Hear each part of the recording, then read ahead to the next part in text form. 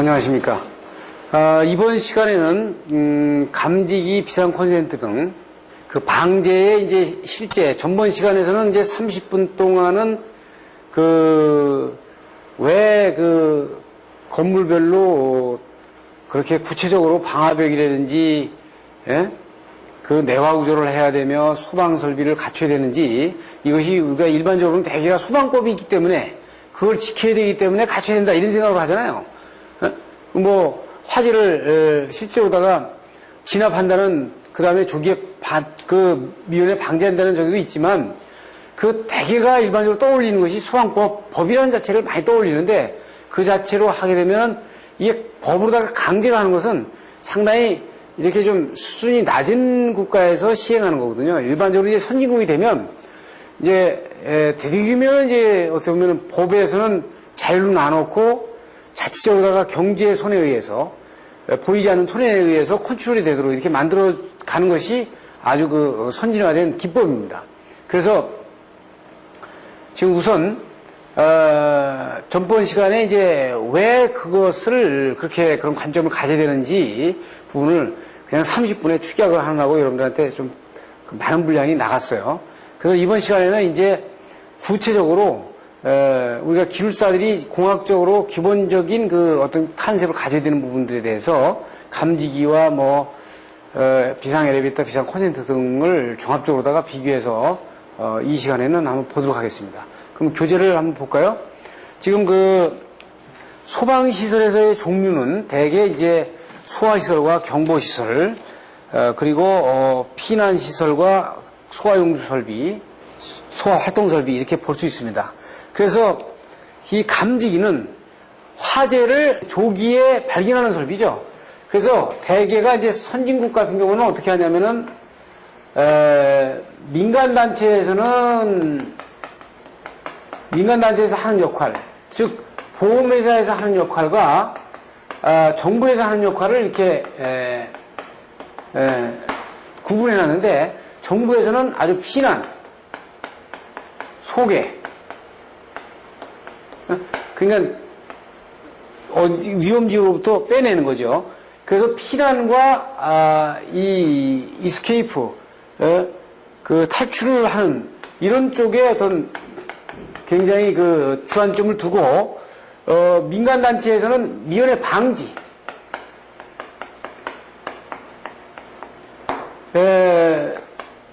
소방, 화재, 예방, 여기에 이제 어떤 보험회사에다가 역할을 주고, 정부에서는 일단 발생이 되면 그 발생된 상황으로부터 시민을 소개시키는, 거기에 임무를 중점적으로 두고 있단 말이죠.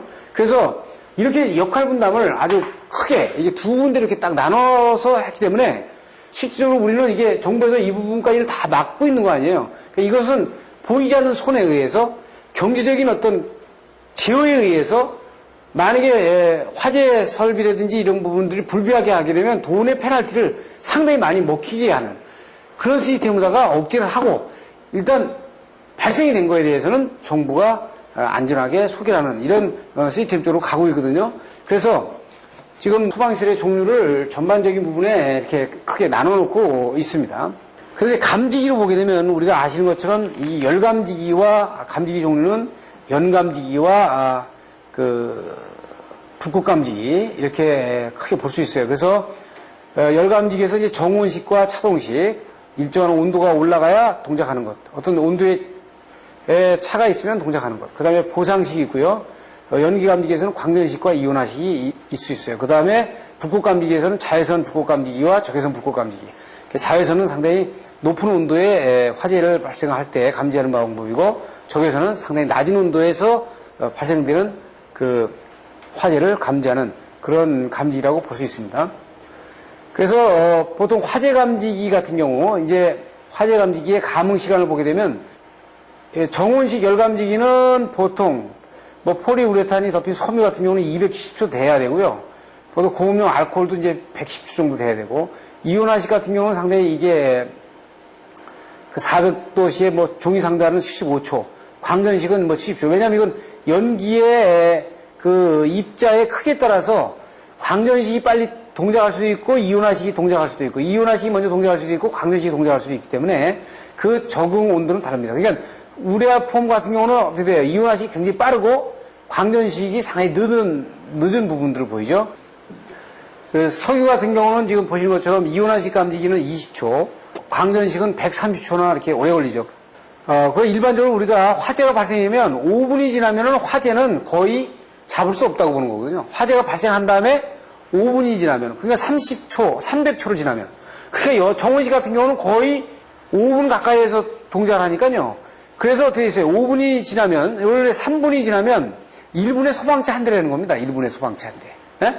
그러니까 1분 먼저 진화를 하는데 소방차 한 대가 진화한 거랑 똑같은 절가 되는 거죠. 그러니까 보통 우리가 3분을 넘어가면 상당히 이게 곤란하다는 거예요. 그러니까 화재가 났을 때 3분이 넘어가면, 그러니까 180초를 넘어가면, 감지기가 180초 넘어가서 감지를 하면은 벌써 화재는 이미 상당히 많이 성장이 되어 있는 상태에서 감지가 되기 때문에 진화까지 가는데 벌써 5분이 넘어가 버리죠. 그래서 이런 특성들을 우리가 잘 봐야 되고, 그리고 연기 감지기의 감지 범위를 보게 되면 이제 광전식 같은 경우는 입자의 크기가 커야 그 감지를 할 수 있고요. 이온화식 같은 경우는 0.01에서 0.1 미크론까지 감지가 됩니다. 그러니까 이온화식 연기 감지기는 입자가 상당히 적은 경우에 감지 능력의 역할이 되고, 광전식 같은 경우는 입자의 크기가 큰 경우에 감지가 잘 되는 부분을 볼 수 있습니다. 그리고 이제 입자의 크기가 클 경우에 이제 우리가 가시광선을 보이고요. 입자의 크기가 적은 경우에는 비가시광선 쪽이에요. 그러니까 아주 입자의 크기가 작다는 얘기는 불꽃이 아주 세서 자외선 쪽으로 간다든지 이렇게 하면 입자의 크기가 적을 수 있죠. 그럼 목탄이 탄다든지 나무가 탄다든지 하면 가시광선으로 다 나올 수 있는 부분이 보이고요. 그래서 이렇게 나눠 볼 수 있다 이렇게 보는 겁니다. 자동화재 탐지 설비의 설치 대상은 이제 소방법 시행령에 나와 있는데 이거는 그린생활시설이냐 일본보호경이냐 교육연구시설이냐 뭐 이렇게 쭉 되는 거는요. 불특정 다수가 모이느냐 안 모이느냐. 그래서 불특정 다수가 모이는 부분은 이 면적을 아주 좁게 줬죠.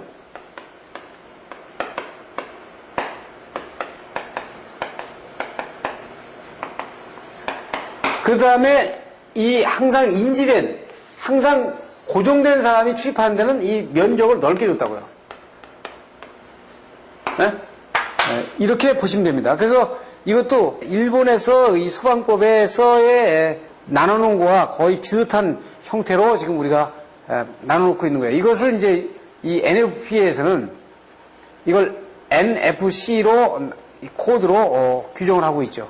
그래서 한국화재보험협회에서 이 NFC 전 코드를 번역을 해가지고 판매를 하고 있습니다만은 국내 소방법이 상당히 여러 가지로 맞지 않는 부분이 있어가지고 아직은 활성화되지 않는 상태를 보여주고 있습니다. 그리고 화재 탐지 설비의 자동화재 탐지 설비의 면제 조항은 뭐 예를 들어서 스프링클러를 설비하게 되면 화재 탐지 설비를 안 해도 된다. 그러니까 스프링클러 설비가 1층부터 다 있다 그러면 감지기를 안 달아도 된다는 얘기죠. 왜냐하면 스프링클러 설비에서 터져가지고 75도 이상 넘으면 터져서 살수하기 때문에 감지가 필요 없다는 거죠. 그래서 자동화재 탐지 설비의 일반 개통도는 지금 우리가 이렇게 구성을 해볼 수 있어요. 그래서 여기서는 연기 감지기를 SD로 나타냈고 그 열 감지기를 HD로 나타냈고 지금 EOLR은 이제 종단 저항을 여기서 나타낸 겁니다.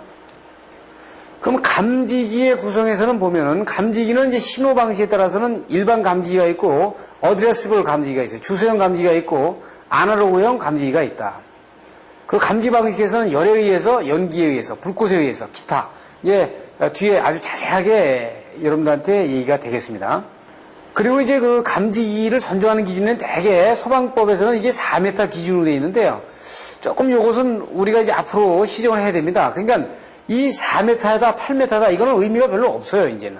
왜 그러냐면은 지금은 이제 소방법에서는 지금 그렇게 규정을 하고 있기 때문에 그걸 따라야 됩니다만은 예를 들어서 여러분들 잠실 롯데월드 갔습니다만 롯데월드에 이게 도명이 있다 이거야. 그럼 여기 도움이 20m 넘거든요. 그럼 여기 20m 넘으니까 뭐 감지 설비 안 해도 됩니까? 네? 이거 아니거든요. 20m 넘더라도 할 수 있는 것들은 해야 되거든요. 네? 불꽃 감지기든지 할 수 있는 것들은 해놔야 돼요. 그러니까 뭐냐면 법으로 다 이렇게 해놓으면 20m 넘으면 안 해도 되는데 그래서 안 해버린다고요. 그러면 화재보험으로다 하면 화재보험 측면에서 들어오면 여기 굉장히 위험성이 있는 건물이죠.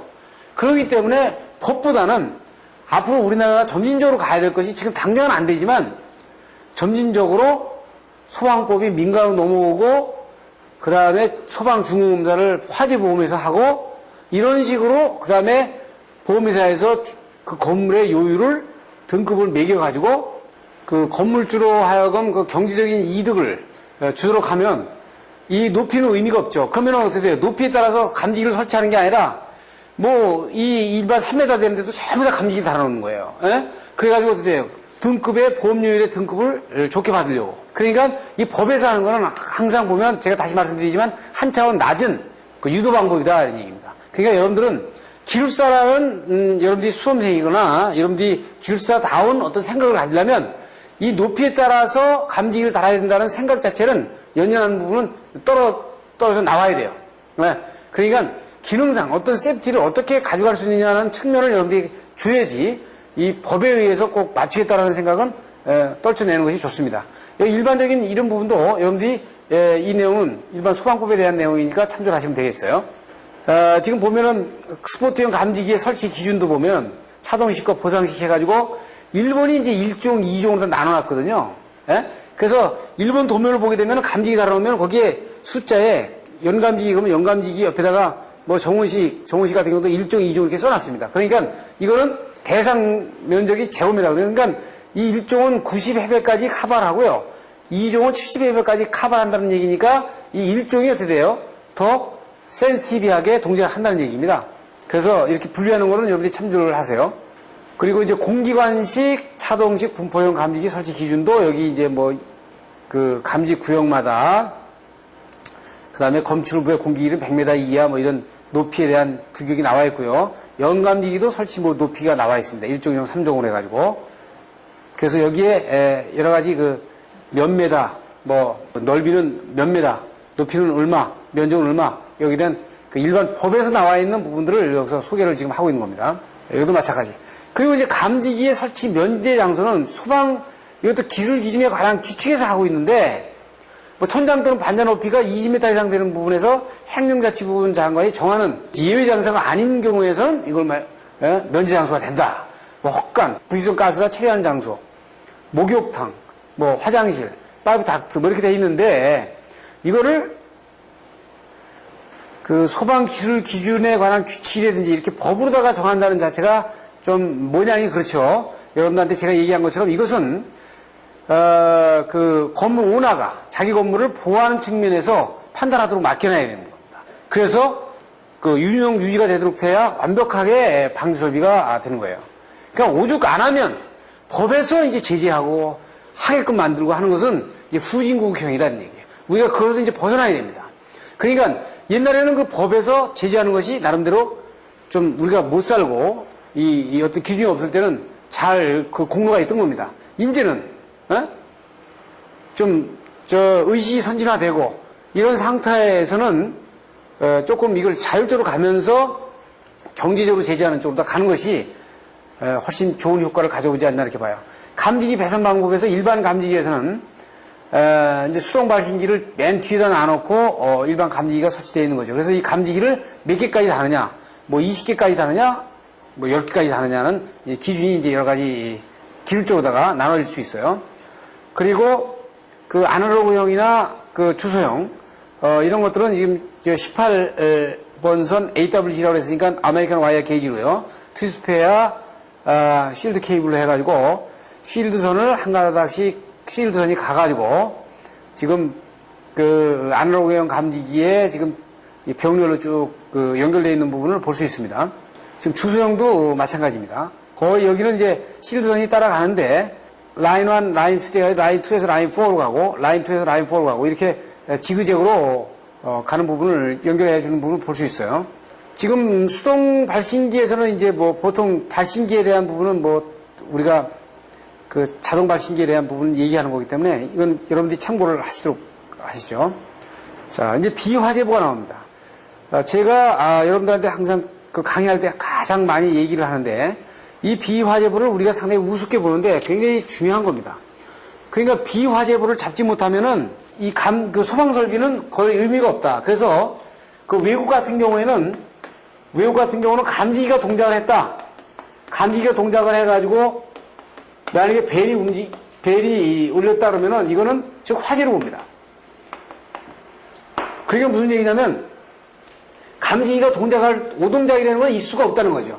네? 그러니까 우리는 감지기가 동작을 안 하더라도 그렇다면 안 할 때 하더라도 상당히 당연한 걸 보는데 이건 굉장히 큰 미스테이크입니다. 그래서 비화재보를 잡지 못하면 감지기 설비라든지 모든 소방 설비를 굉장히 많은 돈을 들인 것이 아무 의미가 없어진다 이거죠. 그래서 이 비화재보를 막기 위해서 외국에서는 이 감지기에다가 돈을 엄청나게 투여를 하는 겁니다. 그래서 이 감지기 하나가 뭐 30만 원, 50만 원, 심지어는 100만 원짜리까지 이렇게 나오는 이런 추세로 가요. 이거 인공지능 감지기서부터 이렇게 해가지고 이 감지기에다가 엄청나게 비싸게 경제적인 투여를 하는 거예요. 그러면 이렇게 하면 어떻게 있어요? 보험회사에서 배상이 되는 거예요. 이렇게. 우리나라 같은 경우는 요새 덤핑에 가서 7,000원짜리, 10,000원짜리 감지기를 단다는데, 10,000원짜리, 7,000원짜리 감지기하고, 몇십만 원짜리 감지기하고, 그것이 똑같다 그러면은, 소방검사 똑같이 나오고, 그 다음에 똑같이 된다 그러면은, 10만원짜리, 20만원짜리 달 사람이 없죠. 그 7,000원짜리, 10,000원짜리 달아버리고 말지. 그러니까 상당히, 그거는 뭐예요? 이 비화재보를 절대 방지해야 된다 이거죠. 그러게 하기 위해서는 비화재보는 이건 감지기에서 발생이 되는 거니까 감지기의 기능을 완벽하게 해주는 것이 중요하다. 그래서 환경 여건에 적합한 감지기를 다는 것이 중요하다. 그래서 환경에 맞는 적용 감지기를 다는 것이 굉장히 중요하다 이렇게 볼 수 있어요. 또 이것도 안 돼가지고 이제는 영감지기와 열감지기를 떠나가지고 3세대 감지기 뒤에 나옵니다만은 인공지능형이라든지 불꽃 감지기라든지 이런 감지기들을 달아서 완벽하게 비화재보를 막아주는 그런 상황으로 가는 겁니다. 그래서 화재 감지기에서는 이제 우리가 보면 차동식 스포트형은 우리가 모두 아는 겁니다. 이거는 온도의 변화가 급격하게 있을 때 생기는 건데 스포트형이라는 거는 점으로 다 되어 있어 한 군데 한 군데에 설치되어 있는 거, 분포형은 이렇게 연결이 되는 공기관식으로 되어 있는 분포형으로 되어 있는 거죠. 그래서 지금 보시면은 스포트형 감지기 외관은 이렇게 생겼고 그 안에 구조로 이렇게 되어 있어요. 그래서 여기 열이 발생이 되면 이 프레임을 뒤로 밀어가지고 이 프레임이 뒤로 밀리면서 이 접점이 닿아가지고 온이 되는 거죠. 그래서 리크 구멍에는 여기에 만약에 이게 온도가 조금 올라갔다 그러면은 조금 올라가는 경우에는 이 온도가 이 팽창된 공기 이쪽으로 나가도록. 그래서 여기 벌레들이 들어가가지고 막혀주면 오동작을 하는 겁니다. 왜냐면 조금만 온도가 올라가도 이게 밀려나는 거죠. 그러니까 이거 오동작을 많이 하는 거예요. 그리고 차동식, 그래서 스포트형 감지기는 지금 이렇게 종단 저항은 10kΩ짜리를 달아놓는데 보통 접속 개수는 50개 이하로 차동식 스포트형은 접속 개수를 50개, 한 회로당 50개 이하로 연결을 하겠다 하는 얘기입니다. 그 다음에 분포형은 이건 이제 광범위한 열 누적 효과에 의해서 동작을 하는 거죠. 그래서 전체 한 포인트가 아니고 전체의 온도가 상승했을 때 분포형으로 동작을 하는 부분을 볼 수 있어요. 그래서 차동식 분포형 감지기 외관이고요. 내부적으로는 지금 이런 공기관을 그 대상 방에다가 설치를 해가지고 이것에 여기 온도가 올라가면 이 공기관에 공기가 팽창을 해가지고 이 리크 밸브를 이걸 밀어가지고 동작을 하도록 이렇게 설치하는 겁니다. 그래서 이거 내화 구조로 되어 있는 곳에서는 외벽으로부터 1.5m 이내 그리고 이 9m 이내로 이렇게 분포를 시키고요. 비내화 구조는 조금 더 강화시켜가지고 6m 이내, 6m 이내로 돌려줘서 하는 거죠. 그러니까 내화 구조는 불이 날 확률이 거의 적은 장소고 비내화 구조는 불이 날 수 있는 확률이 좀 더 큰 장소를 얘기하는 겁니다. 그래서 차동식 분포형 감지기의 결선도는 검출부가 있고 검출부를 나눴고 종단 저항. 그래서 보통 그 접속 개수는 제한 없이 이렇게 하고 있습니다. 그 다음에 이제 정원식 스포트형이 있죠. 그러니까 일정한 온도가 올라가야 동작하는 정원식 온도기는 이제 이렇게 우리가 보통 어디다가 설치했어요? 이것이 보통 보일러실이나 주방 여기에 이제 우리 정원식 그 감지기가 설치되어 있습니다. 내부에는 이제 바이메탈이, 원형 바이메탈이 있어가지고, 일정 온도가 올라가야, 72도면 72도가 올라가야만이 가서 붙는, 그래서 종단저항 이것도 10kΩ으로다가 달고요. 그런데 이것이 정원식이 이제 문제가 있죠. 그러니까, 만약 72도에 동작하면은 여름에도 72도, 겨울에도 72도니까, 만약에 이걸 72도 달아놨으면 겨울에는 0도서부터 72도까지 올라가야 되고요. 여름에는, 여름 온도가 20도라면 20도에서 72도가 올라가니까 여기 마진이, 이건 52도고, 여긴 마진 72도 아닙니까? 그러니까 20도 차이 나니까 여름에 불났을 때와 겨울에 불났을 때 문제가 있잖아요. 겨울에 불났을 때 더 빨리 동작을 해야 되는데 늦게 동작하잖아, 이게 지금. 그러니까 이게 다 오동작이란 말이죠. 그러니까 감지기가 이 마진을 자동으로다가 내려가는 거, 이거 인공지능형 감지기도 되는 겁니다. 그러니까 돈이 많이 들어야죠. 그러니까 감지기가 주위 온도를 센싱해가지고 자기 스스로 마진폭을 자기가 조정하고 동작을 올라가고 이렇게 하려면 감지기가 얼마나 비싸야 되겠어요? 상당히 비싸야 되겠죠? 그 대신 이제 정원식은 오동작이 없는 겁니다, 원래. 이게 오동작이 없죠. 바이메탈이 지금 보시게 되면 일단 72도가 올라가면 이거 반드시 동작하니까. 그러니까 이건 오동작이 없는 감지기로 우리가 볼 수 있는 겁니다. 그 대신 이제 온도가 이 온도까지 올라가야 되니까 시간이 많이 걸리잖아요. 그렇기 때문에 그것이 또 단점이 되는 거죠. 그래서 분포형으로 나누는 부분이에요. 그래서 이것이 뭐예요? 정원식 스포트형 감지기의 방폭형입니다. 방폭형이고 내부적으로 다 보게 되면 이것은 이제 지금 정원식 스포트형 방수형이 되는 거고요. 내부적으로 보면 방폭형이 안에 이게 72도가 넘어가면 이 접점이 가서 붙도록 이렇게 되어 있는 겁니다. 자, 이제는 이제 온도에 대한 그 감지기 말고 연감지기를 들여다보겠습니다. 우리가 이제 그 온도가 올라가는 거로도 못 잡고, 그 다음에 온도의 편차라는 것도 못 잡고 하면, 왜 그러냐면 그건 정원식이나 차동식은 시간이 많이 걸리지 않습니까? 그럼 어떻게 돼요? 연기가 가장 빨리 올라오죠. 불이 나면 연기가 가장 빨리 올라오니까 조기에 화재를 막을 수가 있다. 그래서 어떻게 돼요? 감지기도 처음엔 정원식과 차동식부터 출발한 겁니다. 그런데 좀 더 빠르게, 그거는 단점이 뭐냐면은 시간이 많이 걸린다는 거예요. 그래서 어떻게 돼요? 연기를 잡아가지고 동작하는 연기 감지기가 우리가 이온화식 연기 감지기와 광전식 연기 감지기로 볼 수 있어요. 지금 보시면 이건 화재가 발생이 되면 외부 이온실에 연기가 투입되고 이것이 이온 전류가 감소해가지고 내부 이온실과의 외부 이온실과의 전압비가 달라져가지고 화재 발생을 감지하는 부분이거든요. 그래서 그 내용을 보게 되면 이렇게 볼 수 있어요. 지금 이온화식 감지 연기 감지기고요, 외형이고 이게 이제 내부 이온실이 이게 스탠다드가 되는 겁니다. 이게 이건 고정이야. 고정이죠. 그럼 외부 이온실에 이게 연기가 들어가는 겁니다. 연기가 들어가면 이게 발광기고 수광기가 되면 어떻게 있어요? 연기가 빛의 흐름을 방지를 해. 그러니까 전자의 흐름을 방지한단 말이에요. 그럼 전류가 줄어들거든요. 여기 전류가 줄어든단 말이에요.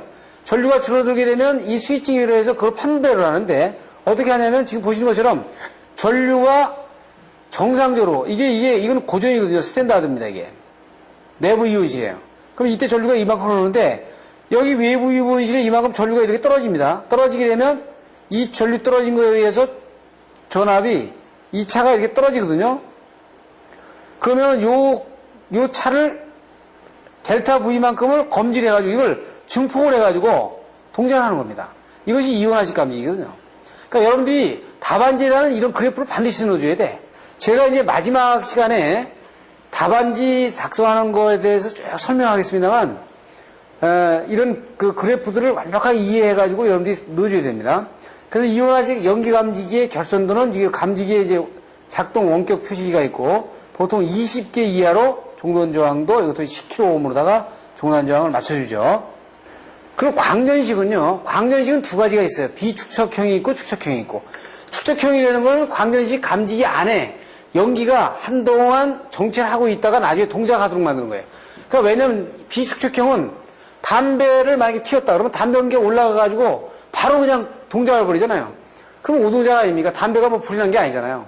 그러니까 그걸 막기 위해서 감지기에 연기가 좀 들어와서 한동안 있다가 일정하게 그 연기가 계속 지속이 될 때 감지기가 동작하도록 하면 화재가 아니면 동작을 안 하는 거죠. 화재가 발생되면 그 암상자내에 연기가 유입되고요. 발광소자의 이제 그 안에, 상자 안에서 빛을 산란하는데, 이 수광소자에 빛이 들어오는데 연기로 인해가지고 더 산란이 되는 부분이죠. 그러니까 흰 연기면 산란이 아주 잘 되겠죠. 검은 연기가 들어오면 산란이 안 될 겁니다. 그죠? 그러면 빛을 쏴주는데, 빛을 쏴주는데 이 안에 흰 연기가 들어와 버리면 빛이 더 산란이 많이 될 거예요. 근데 검은 연기가 들어와 버리면 산란을 막죠. 그래서 어떻게 돼 있어요? 지금 이 부분의 신호 증폭가 한 뒤에 수신기 충돌하는 거니까 연기 종류에 따라서 좀 달라져요, 이게. 그래서 비화재 보호를 방지하기 위해서는 이제 신호 감지 후에 2.4초 후에 간격으로 2번 연속 신호가 들어올 때는 화재 발생을 통보하면 이게 축적형이 되는 겁니다, 이게. 에? 그래서 여기 비축적형과 축적형으로 나눠줄 수 있는 거예요. 그러면 이제 외관은 이렇게 생겼어요. 광전시 연기 감지 외관이 이렇게 생겼고, 지금 이제 암상자가 있으면은 여기에 불이 안 난 상태에서는 연기가 없는 겁니다. 그럼 불이 난 상태에서 연기가 들어가면 이것이 산란이 되겠죠, 이렇게. 산란이 되면서 돼 있어요. 이 수광소자가, 이 산란이 안 됐을 때는 수광소자가 빛을 얼마 받지 못해요, 그죠? 그런데 이 빛이, 이 연기가 들어가면 해가지고 산란이 되면 이 수광소자가 빛을 받지 않습니까? 그 스위칭 하는 거예요. 근데 이 검은 연기가 들어와 버리면 산란이 안 되죠. 검정 연기가 들어오면. 그래서, 이건 어떻게 되면 일치형이 있고 이렇게 불령이 있어요. 수광부가 있고 이 빛을 발사하는 부가 있고, 이건 거리가 먼 경우에 수광과 발광부를 별도로 나눠놓죠. 이런 경우에도 이제 우리가 공식 감지 거리에 따라서 동작 레벨이 달라질 수 있는 부분을 볼 수 있어요. 그래가지고 보통 어떻게 하냐면 1.5초 후에 들어왔다가 연기가 그냥 없어버렸어. 그러면 신호가 없잖아요. 그러면 비화재보로다가 이게 이때 동작하면 비화재보가 되는 거죠. 예? 그러니까 이게 두 번 계속 신호가 연기가 차 있던 것을 보여줘야 이게 화재 감지로다 돼서 동작을 하도록 이렇게 보여주는 겁니다. 그래서 결선 방법은 10kΩ 또 똑같은 정단 저항에 이런 방법으로다가 결선하는 것은 똑같은 방식으로다가 결선을 하고 있죠. 그래서 축적형은 다시 말씀드리지만 10초 이상 축적을 해가지고 60초 이내로 제한하고 있죠. 그래서 이것은 일정한 시간 동안 축적을 해가지고 감지하도록. 이거는 일반 비축적형이 감지가 저기가 많으니까, 비화재가 많으니까 축적형의 연감지기를 쓰는 것이 실제 상황에서 많이 사용하고 있는 방법입니다. 그래서 광전식 연기감지기의 축적형은 지금 그림에서 보는 바와 같이 외관은 이렇게 대표적으로 외관이 이렇게 생겼고요. 그래서 20초에 이내에 이제 감지를 해가지고 20초에서 한 40초 정도 축적을 한 다음에 그 다음에 이제 경보 신호를 내는 어떤 시그널을 주는 이런 방법으로 하는 것이 가장 그 비화재보를 막는 방법이죠. 가장 실무에서 지금 가장 많이 쓰는 방법입니다. 그러니까 광전식 연기 감지를 쓰게 되면 축적형으로 쓰는 경우가 상당히 많다. 비축적형은 비화재보가 많기 때문에요. 그래서 끼견이의 경우는 연기가 들어왔다가 다시 또 들어왔다 이렇게 되니까 이럴 때는 어떻게 돼요? 통보를 안 하는 거죠. 이렇게 계속 들어왔다가 이것이 어떻게 돼? 30초 동안 계속 들어간다 그러면 이건 화재다 이렇게 판단하는 겁니다. 그래서 동작하는 코스로 보여주고 있는 거예요. 그리고 그 앞에서도 얘기한 대로 입자의 크기가 아주 적은 경우에는 이온화식 감지기가 상당히 아주 좋고요. 입자의 크기가 커지는 경우에는 광전식이 상당히 좋다. 이렇게 볼 수 있어요. 그리고 입자의 크기가 투명하면 이온화식 감지기가 감도가 아주 좋습니다. 그리고 광전식은 밝은색, 왜냐하면 산란이 많이 돼야 되니까 밝은 색일 때 상당히 아주 감도가 좋고, 만약에 검정 연기가 들어와 버리면요 감도가 떨어지죠. 예? 감도가 상당히 떨어지는 부분을 보여줄 수 있어요. 그러니까 이온화식은 검정색이 들어오든 투명하든 거의 그래도 이게 좀 그래도 저 변화가 커브가 그래도 좀 덜 이게 디스토션 하는데, 광전식은 밝을 때는 굉장히 감도가 좋지만 이게 검정이 되면 투명하고는 전혀 아주 동작을 안 하죠. 투명한 색은. 그러니까 이 밝은 색의 연기를 많이 내는 장소에다가 광전식 연기 감지기를 설치하는 것이 가장 좋겠다. 이 그래프를 가지고 우리가 판단할 수 있는 겁니다. 그 다음에 단독형 경보용 연기 감지기라는 건 별도의 그 어떤 그 감지기가 있고 별도로 이제 통보해가지고 수신기가 있는 게 아니고 그 자체에서 감지하고 경보를 하도록 하는 그 경보용입니다. 그래서 단독 경보용 연기 감지기의 형태는 이렇게 돼 있고, 여기서 경보 벨이 있어가지고 부자가 부저가 여기서 우는 거죠. 여기서 센싱을 하고 부저가 우는 겁니다. 이 부저가 울기 위해서는 안에 테스트 보단이 있고 배터리가 들어가야 되니까 이 배터리가 들어가서 그 기능을 발휘하도록 이렇게 되어 있는 겁니다. 그리고 단독형 경보용 연기 감지기는 보통 구역별 침실이라든지 이런 부분에다 부착을 하고 이렇게 오픈이 되어 있는 경우에는 하나만 설치해가지고 쓸 수도 있는 그런 부분을 보여주는 거예요. 정리를 좀 해봐야 되는데, 감지기, 여러분들이 이제 시험은 감지기의 최근 동향이 이게 아주 주축이 되는 거거든요. 그러면 이 감지기의 최근 동향이 이게 주축이 되는 이유는 지금 앞에서 얘기했지만 비화재보가 나면 뭐가 발생이 되면 이 소방설비가 무용지물이에요.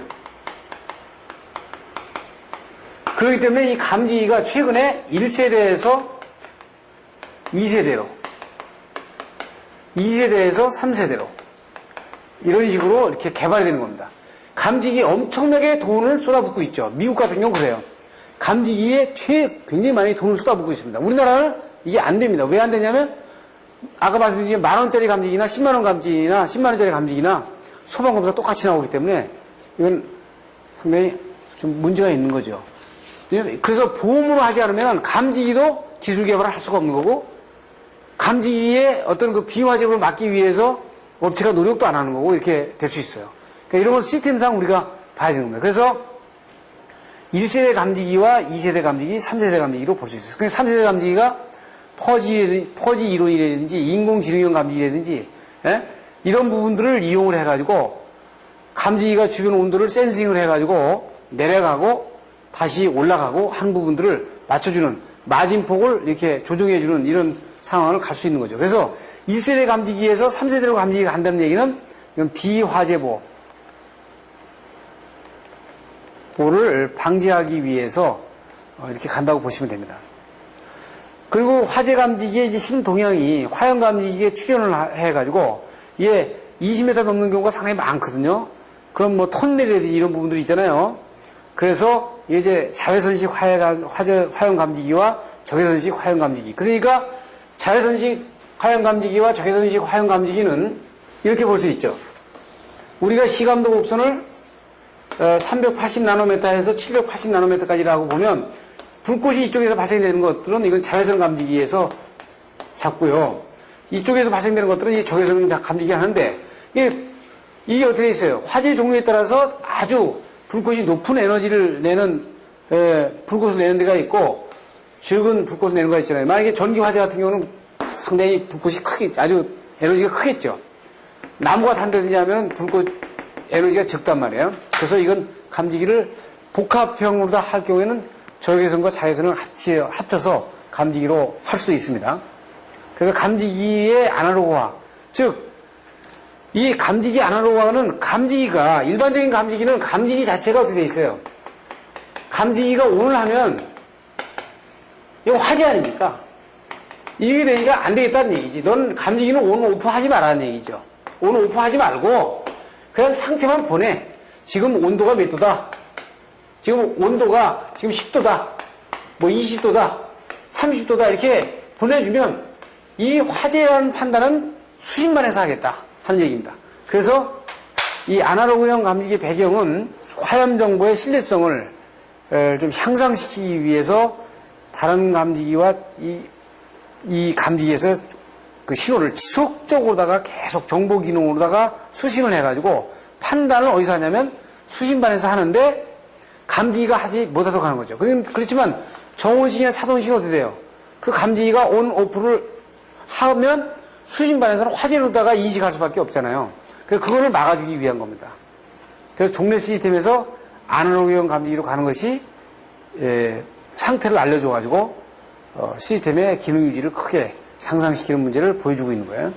그래서 여기서도 마찬가지 아날로그를 디지털로 변환해서 전송으로 가고 이걸 전송선으로다가 보내가지고 어드레스를 설정하고 제어 출력부에서 어떤 부분에서는 전송 제어부를 제어하는. 그러니까 이것도 어떻게 돼요? 상태를 그대로 보내줘야 되니까 만약에 여기서 10도, 20도, 30도 이래 되면 감지기가 이렇게 동작을 하면은 이 상태로 어떻게 돼 있어요? 여기까지 어떻게 돼 있어요? 10도, 20도라는 상태로 보내줘야 될 거 아니에요? 그럼 어떻게 이 라인에다가 10도, 20도, 30도 보낼 수가 없죠. 그러니까 어떻게 돼요? 아날로그 신호를 디지털로 바꾸고. 그래서 디지털을 다시 아날로그로 변환해가지고 지금 아까 DSP에서 얘기한 겁니다. 그러니까 감지기에까지 어떻게 돼 있어요? 이 디지털이 들어온 거예요. 그렇지 않으면 이것이 불가능하죠. 우리가 R형 감지기가 처음에 들어와서 그런 기능을 했던 것처럼 그렇게 볼 수 있어요. 그래서 개별 어드레스를 설정을 해가지고 감지기는 개별 어드레스는 고유 번호를 가져가지고 수신기에서 순차 검색을 해가지고 수신기에서 감시를 하죠. 즉 R형 같은 경우도 마찬가지 아닙니까? R형 같은 경우도 리피터가 있으면 수신반이 있으면은 모든 감지기에 여러 개의 감지기가 아날로그 신호가 이 R형 수신반으로 가가지고 여기서 어떻게 됐어요? 이건 1번이다, 2번이다, 3번이다, 4번이다 이렇게 어디에서 주는 거거든요.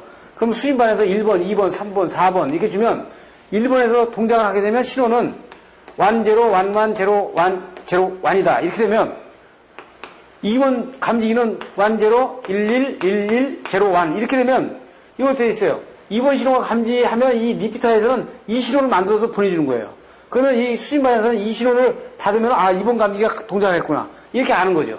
그리고 이제 그 특수 용도 감지기가 있습니다. 초밀입자 감지기와 이제 초감도 연기 감지기가 있는데 초감도 연기 감지기라는 거는 이 공기를 샘플링 합니다. 이 관에서. 그래가지고 레이저 발광수자가 쏴줘요. 쏴주면 이 부분이 어떻게 있어요? 만약에 여기에 연기가 들어오질 이 연기가 만약에 없는 상태 같으면은 여기서 발광 레이저로다가 쏜 이 빛의 상태하고 수광수자에서 그 센싱한 상태하고 세팅을 딱 해놓으면 정상 상태가 세팅이 되죠. 근데 만약에 연기가 이 후에서 들어와가지고 어떻게 돼요? 그 발광 소재의 빛을 막으면은 정상 상태 세팅한 수광 소자에서의 그 상태가 달라지지 않습니까? 그러면 그걸 증폭을 해가지고 화재로다가 판단하는 이런 부분으로다가 이제 보는 거예요. 그러니까 이런 것들은 크림룸 같은 경우에 아주 연기가 조그만 연기라도 그 화재로다가 많은 연기가 들어오지 않으면은 일반 광전식이나 이온화식은 많은 연기가 들어와야 되잖아요.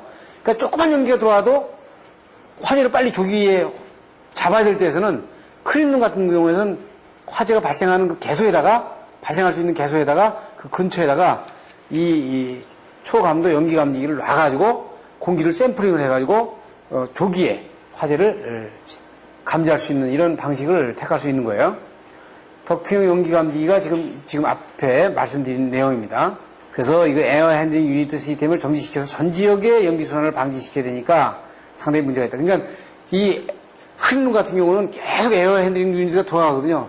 그래서 헤파 필터를 통해 가지고 계속 공기를 집어넣기 때문에 그 연기에 대한 그 센싱이 그렇게 용이하지는 않다고요. 그런 부분에서 이제 우리가 이 감지기를 사용할 수 있는 부분을 볼 수 있는 겁니다. 지금까지 말씀드린 거는 감지기가 일단 전반적인 부분을 다 감지하는 거죠. 그런데 국부적으로다가 좀 어디 보면 뭐 TR이 과열되면 그걸 감지하고 싶다라든지 뭐 부스닥트가 과열되면 부스닥 미 감지하고 싶다든지 이렇게 되면 국부적으로 감지하는 부분은 영감지기나 정원식, 차동식 가지고 안 되잖아요. 그런 경우에서는 이제 정원식 감지선형 감지기를 놓는다고요. 그러니까 내가 감지하고 싶은 데다가 이 감지선형 감지기를 이렇게 붙여놓으면 이것이 일정한 온도가 넘어가 버리면 그 안에서 그 녹는 셀룰로스가 녹아가지고 두 개의 접점을 연결시켜버려요. 그래가지고 통과하는 부분이거든요. 그러니까 그 내가 보호하고자 하는 부분에다가 이 프로텍터 와이어를 갖다가 설치를 한단 말이죠. 그래서 여기 보면은 이게 이제 두 와이어가 들어가 있고 이게 녹는 물질인데 지금 보시면은 나가 어떻게 되어 있어요? 히트 센시티브 메트리얼. 그래가지고 이 해당 부에서 녹는 물질이에요. 이게 녹으면서 요 양쪽에 가에 지금 두 개의 도체가 이거 어떻게 돼? 약간 인슐레이팅이 돼 있는데 요 부분을 단락을 시킵니다. 그래서 단락을 시키면서 화재 통보를 시키는데 보시면 어떻게 되어 있냐면 꼬인 강철선이 원형으로 되돌아가고자 하는 힘을 이용하는 거나 마찬가지다. 그래서 열이나 화염이 들어오는 경우에 에틸셀룰로스가 녹으면서 꼬인 강철선의 선간 단락으로 도선 전류가 흘러가지고 재사용이 불가능. 이거는 어떻게 보면 한번 동작을 하면 재사용을 못하게 되어 있는 거죠. 그러니까 이것은 뭐냐면 어떤 장점이 있냐면은 여러 가지 환경성에 좋은 문제, 그 다음에 국부적으로다가 아주 설치할 수 있는 문제, 방폭 지역의 위험 지역에서 설치하는 문제, 하나의 회로로다가 한 1067m까지 포설이 가능한 문제, 그리고 만약에 훼손이 되면 그걸 잘라내고 새 것으로 연결을 시켜가지고 그 부분을 조인을 시켜서 새로 사용할 수 있는 문제들이 있죠. 그래서 지금 보시는 것처럼 상당히 그 방폭 지역에서 상당히 많이 쓰고, 그리고 전기실이라든지 이렇게 국부적으로다가 화재를 감지하는 곳에서 상당히 많이 쓰는 감지 형태라고 볼 수 있습니다. 설치 기준은 일반적으로다가 소방법 기준에 이렇게 나와 있고요. 그리고 이제 연소음에 의한 화재 감지 시스템이 있어요. 이거는 아주 특수한 장소에 쓰이는데, 예를 들어서 여러분들 화재가 나면 전기 같은 경우 만약에 달라지는 건 푸식푸식 하면서 나겠죠. 뭐 나무가 타면 딱딱딱딱 하면서 나겠죠. 그러면 이 음을 잡아가지고 잡겠다. 그러니까 아직은 이게 연소음에 의한 화재 감지 시스템은 단독형으로 쓰여 있는 것은 아닙니다. 그러니까 단독으로 연소음 화재 감지기가 쓰여가지고 단독으로다가 쓰여지는 것은 아니고, 이것은 어떻게 돼요?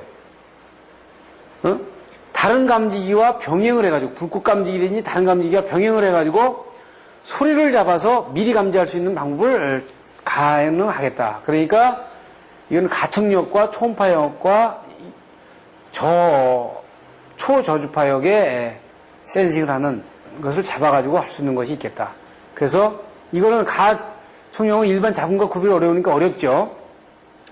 아주 초저주파역은 사람이 들 수 없는 거거든요. 그러니까 연소에 의해서 확대되는 부분, 이런 것들을 우리가 잡을 수 있고, 이제 초음파에 의한 거는 주파수가 20km 이상, 헬스 이상 되는 것들인데, 화재가 나면서 이 초음파가 발생이 될 수 있느냐 하는 것들은 조금 이건 특수한 경우가 되겠죠. 그러니까 이게 단독형으로 쓰이기보다는 여러 가지 다른 감지기와 같이 쓰여지는 부분 다 보여야 돼요. 그러니까 이게 초저주파 영역에서 동작하거나 초음파 영역에서 동작하는 감지기로 써야 돼요. 지금 여기에서는 다른 일반 그 잡음하고 섞이기 때문에 센싱하는 데 상당히 문제가 있죠.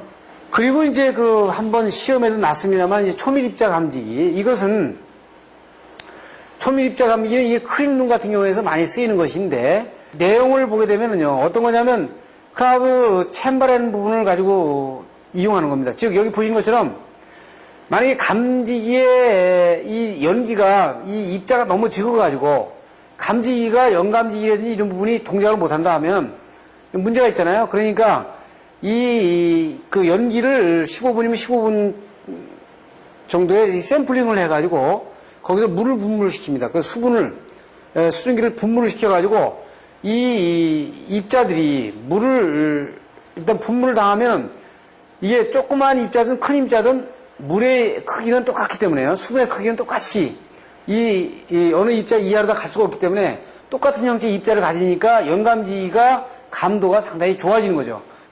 그래서 감도를 450배까지 늘려주는 그런 효과를 가져온다고 그래요. 그래서 대기 중에 입자들이 존재하는데 이거를 수적을 형성하도록 해야 되니까 물을 분무를 해줘야 되죠. 그럼 맨날 분무를 계속 할 수가 없으니까 한 샘플링을 해가지고 물을 계속 분무를 하는 겁니다. 그래서 지금 보시는 것처럼 재래식보다 약 450배 정도의 작은 입자의 검출까지도 가능하다. 그러니까 그 기능에서는 한 400배 정도의 그 감도의 그 향상을 볼 수 있는 겁니다. 자, 지금까지 재래식 감지기서부터 최근에 그 개발 동향에 대한 감지기까지 설명을 드렸습니다. 아무리 많은 돈을 들여서 개발을 하면 뭐합니까? 좋은 감지기 나와도 우리가 여기서 지금 강의를 통해서 봤지만 이 감지기가 실무에 적용이 되려면, 일반 빌딩에 수십만 원짜리 감지기가 적용이 되려면 결론적으로 보험에 대한 귀결이 귀결이 되지 않으면 안 된다는 거죠. 그것이 돼야만이 업체들도 많은 돈을 들여가지고 거기에 대한 기술 투자를 하고 제품을 만들어내는 겁니다. 그래서 여기서 우리는 기술사 수험생, 기술사들은 이런 관점에 대한 최종 동향을 봐야 돼요. 그래서 여기서 시험 문제가 나오는 거란 말입니다. 그러니까 여러분들이 여기에서 우리 감지기에 대한 강의는 뭘 하나 기술적으로다가 뭘 안다는 것보다도 이런 부분들을 쭉 검토하면서 여러분들의 생각, 그 다음에 여러분들의 사고, 여러분들의 어떤 안목 이런 부분들을 상당히 바꿔주는 겁니다. 그래서 지금까지 여기까지는 이제 감지기를 강의를 한 거고요. 감지기를 강의를 끝내고 비상 콘센트와 방센터 이런 부분들을 잠깐 보겠습니다. 자, 비상 콘센트의 설치 목적과 설치 기준이 여러 가지로 뭐 얘기 나오고 있는데 이건 뭐예요? 소방관이 이게 여기 옛날에는 31m였습니다. 이게 잠깐만 올라간다고요. 41m라는 얘기는 소방차 고가사 다리가 못 다는 거죠. 옛날에는 이게 11층. 이게 11층이면은 이게 33m라고 했거든요. 31m, 예? 고가사 다리차가 11층까지밖에 안 됐단 말이에요. 그럼 소방관이 여기는 못 올라가잖아요. 응? 그런데 이것이 어떻게 돼 있어요? 층수가 올라가면서 소방 고가사 다리도 상당히 개발이 돼. 그래서 어떻게 돼요? 지금 이건 41m로 이게 또 이게 아마 올라갈지 모르겠습니다. 이거는 잠깐만 이제 변하는데 비상 콘센트는 소방관이 41m 이상의 소방 진화 활동을 할 때 불이 나게 되면 전원이 다 나가니까 전원이 나간 상태에서는 전원이 없잖아요. 그럼 팬도 돌려야 될 때가 있고 톱질도 해야 될 때가 있고 되면 전원을 확보하기 위해서 소방관이 전원을 확보하기 위해서 11층 이상 41m 이상 비상전원을 확보하라는 거거든요. 지금 특히 이건 어디에서 나온 거냐면 이 NFC 세계 규정에는 없습니다, 이게. 근데 일본에만 있어요, 일본에만. 일본에 있는 것이 이제 한국에 들어와 있는 거죠. 그럼 뭐냐, 이건. 미국은 어떻게 되냐? 전층에 다 비상전원이 다 있어야 돼. 전층에. 그러니까 어떻게 됐어요? 그쪽 일본은 지진이 많이 나오면, 지진이 난단 말이에요. 지진이 나오면 소방관이라든지 구출하는데 상당히 그 안에 있는 사람들 구출하는데 전동 장비를 사용해야 되는지 이런 문제가 있지 않습니까? 그렇기 때문에 이 층수를 나눈 겁니다. 그래서 이제 두 개의 전압으로다가 우리가 대두돼 있죠. 우리나라는 100V가 없기 때문에 220V나 380V로 두 개를 쓰도록 돼 있어요. 여기에 대한 구구절절한 내용들은 여러분들이 이렇게 보시면 됩니다. 그런데 우리가 비상전원도 보통 이것도 소방법이 지금 왔다 갔다 해요. 어떨 때는 좀 2차 차단기로 해도 된다라고 갔다가 다시 또 1차 차단기로 가야 된다 갔다가 이렇게 된다고요. 그런데 원뜻은 여러분들이 잘 아셔야 되는 것이 이들 법이 어떻든 비상전원이라는 거는 불이 났을 때 다른 데 부선이 났을 때 이 차단기가 동작을 하면 비상전원이 여기 2차 연결되어 있으면 이게 역할을 못 하잖아요. 그러니까 일단 주변 악기에 바로 연결을 하라는 그 뜻입니다. 그 본뜻은. 그러니까 여러분들이 만약에 소방법이 어떻든 일단 비상소방전원은 주요 변압기에 2차에다 연결하는 것이 바람직합니다. 그리고 이 비상 콘센트에 여러 가지 내용들이 있습니다만은 여러분들이 잘 알아야 될 것은 반드시 비상 콘센트에 비상전원에서 연결이 돼야 되고 이것이 내화전선으로다가 연결이 돼야 되는 거예요. 그러니까 FR8로 반드시 연결돼야 되는 내용이 가장 중요한 내용이고 그리고 장소는 어디에 하냐?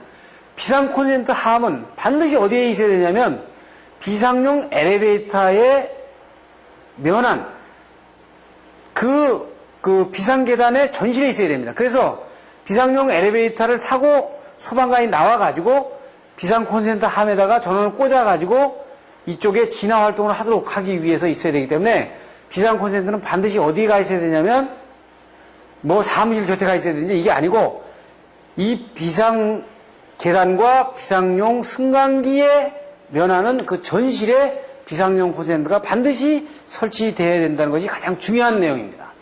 그래서 이 비상전원으로다가 연결이 되고요. 이건 단상 여기는 지금 일본 자료이기 때문에 그러는데 어떻게 돼? 이거 단상은 우리는 220이고 삼상 380V가 공급이 되는 거죠. 그래서 11층 이상. 그래서 10개소. 이쪽에 10개소 이상을 넘어가면 안 되죠. 그게 10개소 이상 되면 또 다른 휘다가 별도로 다른 휘다가 위로 올라가야 되죠. 이렇게 비상 콘센트를 설치한다. 지금 목적이 뭐냐? 소방관이 소방 진화를 하기 위한 목적이다. 위치가 어디냐? 비상계단과 비상 엘리베이터의 전실이다. 회로의 공급은 어떠냐? 지금 여기서 보는 것처럼 10개 개소를 넘기지 못하고 비상전원에서 단독으로 받아야 된다. 우리나라에서 불이 나가지고 비상 콘센트를 사용한 이에 대해서는 제가 아직 사용했냐 안 했냐에 대한 거는 아직 들어본 적이 없습니다만 일단 설치를 지금 하도록 이렇게 되어 있습니다. 마지막으로 방제센터에 대해서 간략하게 설명을 하겠습니다. 지금 제가 지금까지 강의한 내용의 아주 핵심이라고 보시면은 어떻게 하냐면 감지기하고요. 감지기하고 방센터를 이렇게 볼 수 있어요. 자, 보세요. 감지기는 아주 말단의 센서거든요. 그렇죠? 화재를 아주 초기에 감지해 놓는 그 어떤 책무를 이 감지기가 두고 있죠. 그래서 감지기에서 비화재 보관하면 안 된다는 거지. 그러니까 오동작을 하면 안 된다는 얘기예요. 그러면 이 신호를 받아가지고 최종 어떤 결정을 짓는 거는 방지센터거든요. 그러니까 방지센터에 모든 수신반들이 다 있지 않습니까? 그렇기 때문에 즉 이 얘기는 어떻게 되냐면 감지기와 이 방지센터가 제 역할을 하지 못하게 되면 전체 소방설비는 아주 무력화되는 겁니다. 그래서 방지센터는 평상시에는 이제 이 수신반들이 리모팅을 하는 건 주 업무지만 이게 이제 화재가 발생이 됐을 때는 이 화재 발생 시에는 여기 이 방지센터는 최후의 피난처가 아니라 최후의 어떻게 보면 통제센터가 되는 거거든. 그래서 방지센터에는 우리가 일반적인 부분을 보면요. 뭐 엘리베이터에 감시반 다 들어와 있죠. 감시반 들어와 있고 기계, 공조, 전기에 제어, 라인에 수신반이 다 들어와 있죠. 뭐 전기 시계, 뭐 CCTV, 각종 시큐리티 전부 다 총합이 돼가지고 여기 24시간 사람이 근무 인원이 상주하면서 전 빌딩을 리모팅을 하는 거예요. 그러니까 이 방센터는 지금 외국 같은 경우는 미국 같은 경우는 그렇다고 그래요. 만약에 100층 넘는 초고층 같은 경우는 불이 나면은 그 소방서의 그 건물에 도면이 전부 다 마이크로칩으로 다 입력이 돼가지고 소방관이 출동을 하기 전에 그 건물의 1층 레이아웃이 어떻게 되고 어디에 방센터가 있고 그리고 전체 주요 피난처의 구조는 복도는 어떻게 되어 있고 하는 것을 갖고 간다 그래요. 그러니까 이 방센터는 위치가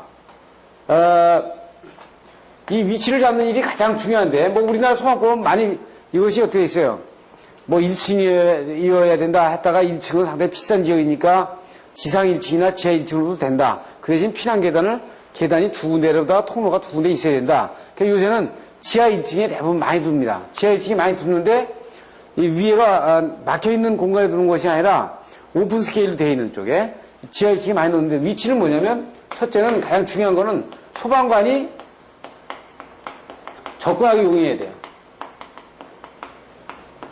그 다음에 두 번째는 이 방지센터가 화재로부터 최후의 통제센터가 돼야 되니까 화재로부터 안전하도록 돼야 되기 때문에 이건 다 전부 다 내부적으로 돼야 되고 그리고 건물 배치에서 화재로부터 가장 안전한 장소로 가야 됩니다. 그렇기 때문에 1층이 가장 좋은 거예요. 1층이 가장 좋다. 네? 1층이 최후의 피난처에서 가장 안전한 장소 아닙니까? 그래서 지하 1층이나 지상 2층만 돼도 어떤 화재로부터 조금 영향을 받을 수 있죠. 이런 것에 대한 만족을 시켜가면서 지금 여기 교재에 나와 있는 뭐 41m 이상 또는 11층을 초과하고 만여 배 이상 건물로 이제 비상 엘리베이터가 설치가 의무가 되는 건물. 벌써 비상 엘리베이터가 설치될 정도면은 방센터가 필요하다는 얘기죠. 그리고 미국 같은 경우는 뭐 지상 5층이나 2만 회배 이상 건물에 설치를 의무화하도록 이렇게 되어 있는 부분을 볼 수 있습니다. 그리고 기능상 중앙 감시를 계통적으로 하는 것이기 때문에 방제에 대한 부분도 중요하지만 이제 화재에 대한 부분도 중요하지만 어떤 시큐리티라든지 안전, 방범 이런 것들에 대한 임무가 상당히 많이 주어집니다. 그래서 방센터가 일반적으로 갖춰야 될 기능에 대해서는 방제 활동을 원활하게 용이하게 할 수 있는, 또 안전하게 피난을 유도할 수 있는, 사태를 진압할 수 있는, 그렇기 때문에 통제센터가 되는 거죠. 그 지휘통제가 용이하고, 그래서 지금 말씀드린 대로 지휘통제의 역할이 대부분 주어진 거다. 그러니까 가장 정확한 위치는, 제일 좋은 층은 1층이라고 볼 수 있다. 그리고 비상 엘리베이터와 피난 계단과의 그 상호 연계성이 좋아야 되죠. 그리고 그 불연제로 사용해야 되고, 이 소방관들이 아주 쉽게 접근이 가능하도록 이런 장소에 설치가 돼야 되는 것이 방센터의 주적입니다. 근데 1층이 이제 가장 아주 로얄층이 되고 가장 비싼 지역이 돼서 방센터가 위치에 면하지는 상당히 일반적으로 제한적인 요소가 있죠. 그래서 대개 어떻게 하냐면 지하 1층에, 그러니까 어떤 초고층 빌딩이면은 초고층 빌딩에 이게 랜드스코프로 해가지고 이 반지하로 해가지고 이 오픈 스케일이 많잖아요. 그러니까 계단으로 해가지고 이쪽에 일반적으로 썬큰 가든이라든지 이렇게 돼 있으면 이런 부분에다가 이제 1층에 방센터를 코너에다 놔가지고 여기서 지휘를 할 수 있도록 이렇게 정리를 하고 있습니다. 지금까지 감지기와 비상 콘센트, 방세센터, 무선 보조통신 설비 등을 여러분과 같이 검토해 봤습니다. 감사합니다.